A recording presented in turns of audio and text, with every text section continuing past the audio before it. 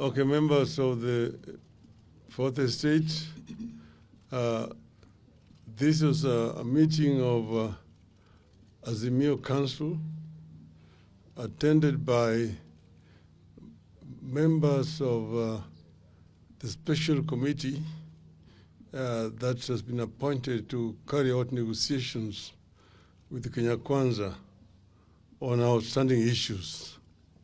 So we have a statement which is going to be read on our behalf by Honorable Eugene Wamalwa, the party leader of DAP. Honorable Wamalwa. Thank you. Thank you, Excellency, colleagues.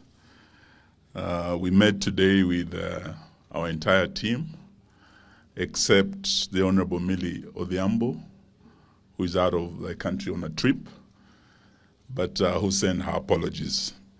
And this is the statement we wish to make after the Azimio debriefing meeting with delegation to the bipartisan talks on this 4th day of May 2023. When we announced the suspension of our protests one more time yesterday, we said we would summon our 7-member delegation to the bipartisan talks for debriefing and fresh instructions. This has been the meeting with the said delegation for a debriefing, and they have properly been debriefed. All the 6 of them, except the 1 member who was not here with us today. This meeting resolved to approach and participate in the talks with clean hands in the interest of the country, and that the talks need to start immediately. Our issues remain what we always said. They are: 1, we want the state to intervene and reduce the cost of basic commodities and services, including food, fuel, electricity, and school fees. We want the subsidies that were scrapped to be restored so that unga can come back to retailing at Kenya shillings 100. Audit, this is the second point, the audit of the 2022 presidential election results. Number 3, restructuring and reconstitution of IEBC.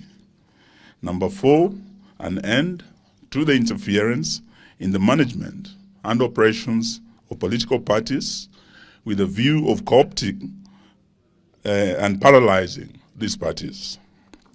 We still believe the talks cannot be driven entirely, and this is a very important point that had been raised much earlier, that the talks cannot be driven entirely and exclusively through a parliamentary process. There must be an avenue to be inclusive and to allow for the participation of players from outside Parliament in the talks. Such a structure, in our view, will create an avenue for the inclusion of other outstanding constitutional issues to be canvassed in the talks. We have instructed our delegates to raise this. We wish to make it absolutely clear that we are not interested in power sharing with Kenya Kwanza, or what the so-called nusu mkate. In fact, our position remains that Kenya Kwanza is an illegitimate regime that is in power through a civilian coup. We have instructed our team to make this very clear. We are not interested in any deals other than open talks on issues we have made public. We have also instructed our delegates to make it clear that we cannot want these talks to go for longer than 30 days from the date of commencement. We have also made it clear that our youths who have been arrested and arraigned in court on trumped-up charges must be released unconditionally ahead of the talks. During the protest this last Tuesday, a number of hired thugs were unleashed on Nairobians by Rigathi Gachagua and Moses Kuria to rain terror on people and destroy property, which was then blamed on Azimio youths. We are aware, and many Kenyans are aware, that during our last protest, Gachagua, Kuria, and their mercenaries in Kenya Kwanza had engaged assassins from within and outside established security forces to kill Azimio leaders and implement mass murder of protesters. We knew their plans and changed tact. When people with the history of mass murder and execution of witnesses tell you that they are going to kill you, you believe them or die. The threats notwithstanding, we will continue with our engagements with other people through town hall meetings and other avenues to continue educating our people on the issues as our delegates engage in the talks.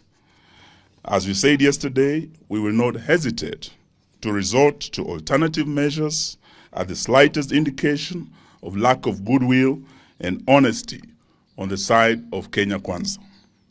If through intransigence, delaying tactics, and other aspects of stonewalling, Kenya Kwanza forces us to abandon the talks, there shall be no turning back. Kenya Kwanza must get this clear. And before I conclude, there was an issue my brother, the Honorable Wajakoya, wanted to reiterate. He had raised it before in our rallies, and he wished to reiterate it. Honorable Wajakoya. Thank you, Mheshimiwa Eugene and Honorable Baba. What I wanted to tell you is our issues, when raised, people think they are jokes. We have had information regarding the assassination of Raila Amolo Odinga, Stephen Musyoka Kalonzo, and myself. And these assassination allegations are very serious. Kibet Farouk, we are here to tell you that we know of your plans when you went to the GSU school, when you were involved in hiring special sharpshooters to shoot Baba on site, to shoot Honorable Kalonzo Musyoka on site, and to shoot myself. It has been very clear also that Kimani Ichung'wah,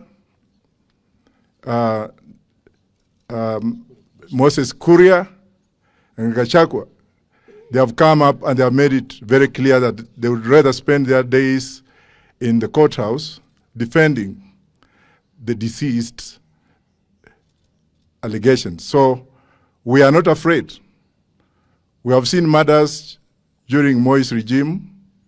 A lot of people were killed, and there was nobody to speak for them. So if anything happens to Baba, Kalonzo, and myself today, then you know who will be the the four culprits. They're also planning to take people on flimsy charges, a reputation that has been done during Moi's era, where you cajole your opponents with flimsy charges, take them to different police stations, and charge them and have them rot in prison forever. We shall not allow that, and God bless Africa. Thank you, Eugene.